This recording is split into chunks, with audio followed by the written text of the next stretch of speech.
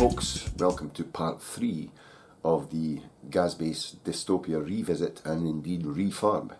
That crazy old clunky looking cyberpunky Blade Runner-y bass. Yes, indeed. And in this episode we're going to try and add some trim to the bass and get it a little bit more tidied up, including me raking out an old pick guard and trying to repurpose that for this bass. So let's go and take a look.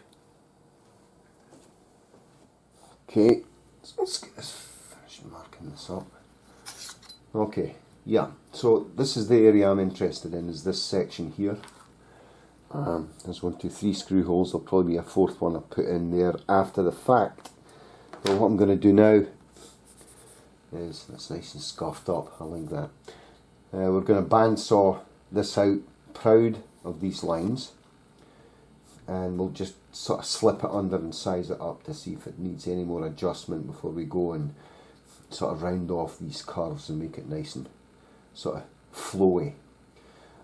Yeah, stick that back in there. So let's go and do that. Alright.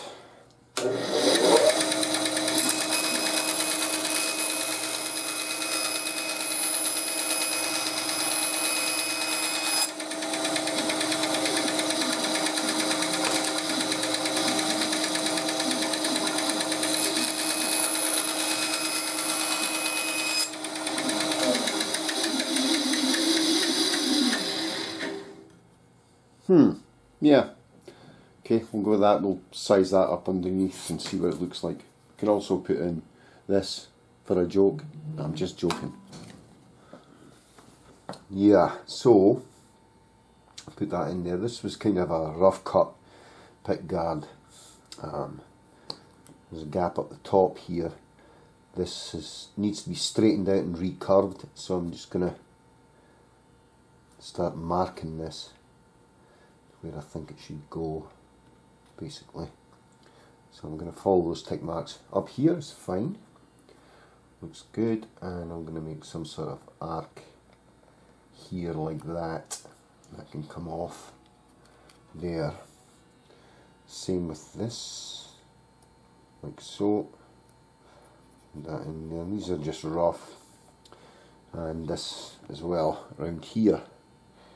Gonna sort of round that off from there, and that'll come in like that and blend in, and that should come off as well. Top is fine, so everything looks okay from there. And the thing is, the good thing about this now is I'll just bevel these edges afterwards, and now I can put like maybe a screw hole. Let's see where that is in relation to that. I'll just eyeball that just now. Screw hole will go right there, and yeah, we'll get to it. I can use a pair of nice sharp snips just to cut that out and sand it. That'll be fine. Could do it on the bandsaw, but you know, actually I could sand that off. So yeah, that's what we'll do. And straighten this up so it fits right in there. That'll come forward a little bit there. Leave a bit more wood here. That's good. I like that. We'll go with that. Cool. Okay, going to use the oscillating sander here to sort of get this into shape. It's going to be a little tricky to hold, so I'm doing that sort of stuff. You know, I don't want to sand the tip of my fingers off. Excuse me, lunch. But yeah, let's have a whirl at it, shall we? Headphone users, beware.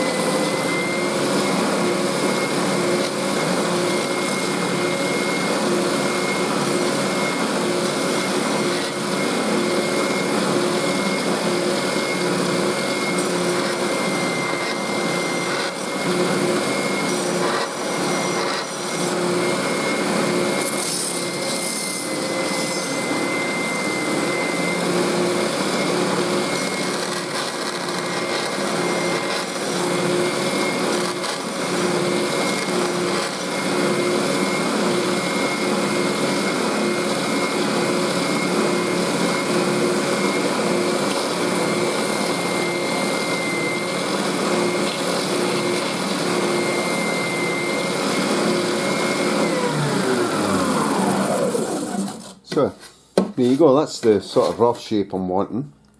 The rest I can file down, and especially this part of the neck which was a bit squinty.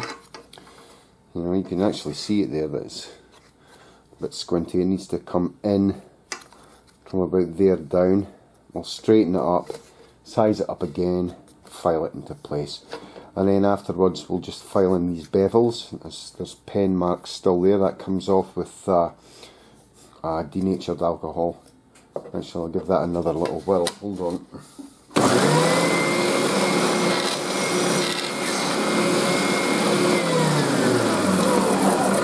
Much better, not as bumpy. So yeah, and then you can see where the hole's going to go. That was just a little bit off, so I'm going to remark that.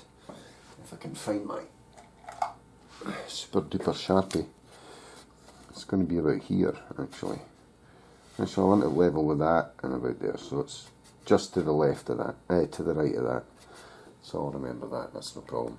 When I drill that, the pen mark's going to go away, so fine. Here we go. Let's go and size it up first before I start filing away at the heel part of this. I didn't know if I was going to show this bit, but I might as well. This is just filing in a bevel. This is 3 ply, as you can see. 1, 2, 3. Okay, so you just take a kind of roughish file, and you use even strokes and go down roughly 45 degrees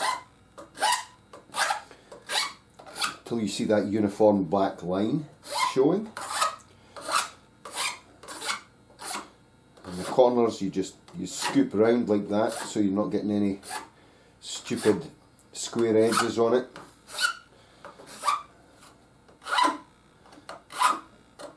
There you go. Basically that's it. And then you take the edge of the file and you can just take all the burr off it like that. And what I usually do, it's like peeling potatoes, see? It's like tatty peeler, as they would say back in my old country. Yeah, you get nice round edges. And then what I usually like to do is I get rubber block, a pencil eraser will do, piece of 400 grit sandpaper, and then I'll hold roughly at a 45 degree angle and just clean it all up. The rubber block, of course, is flexible, so that means it can follow the contours much easier and you get much smoother finish, of course. You just rotate it with your hand as you're going, like so, and you're kind of done, you know. Depends how much you want to put into it. You can get it absolutely perfect. And this base isn't meant to be perfect, it's meant to be dystopian. So I can get away with just little rough edges here and there. Well, not rough edges, nothing that will catch the player's hand. That's a no-no. But you know, sort of that looks weird type of look. You know, just go along it like that. The same angle there. And then, of course, on the back, you just run it along to get rid of any burr on the back. It might mark the wood. Just like so. Real easy. Nice and quick as well. And you know, holding something like this without a template on a router table is pretty much a no-go really. So, yeah, that's it. Let's clean it up and let's see how it fits.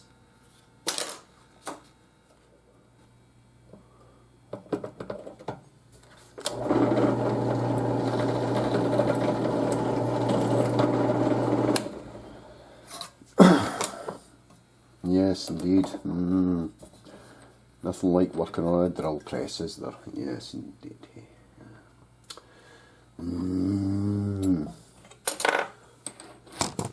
Oops. Did I move that camera?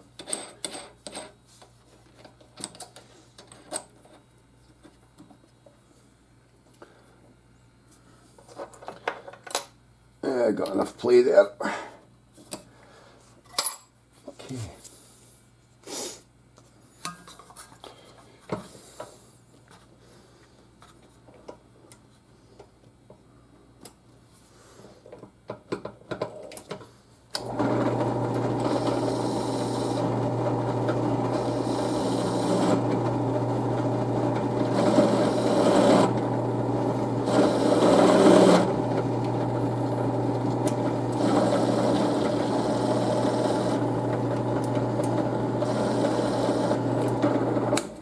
done.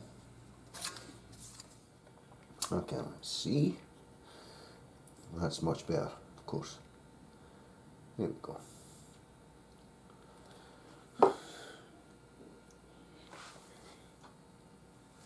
Yeah. Kind of how I want it to look. Actually, goes in that way. Probably needs a little bit more evening off. Wait a minute. Evening off? The night off. Yeah.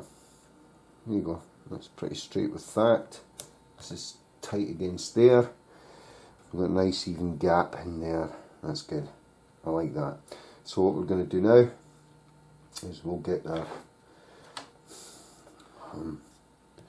thingies, the punch thingies.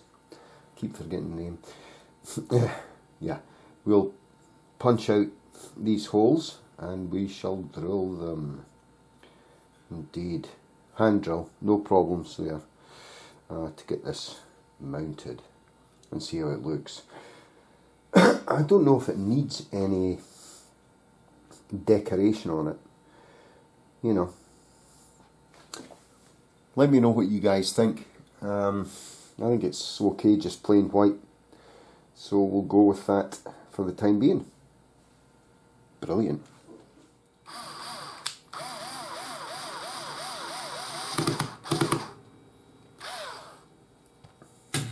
Okay, that is the custom new pickguard fitted to the Gazzbass Dystopia. I could clean up the bridge. I don't know if I want to. Maybe I should rust it or something, but no, I'm just joking. Yeah, that's fitting really nice in its exact shape I want. With the pen marks I initially put on the piece of plastic.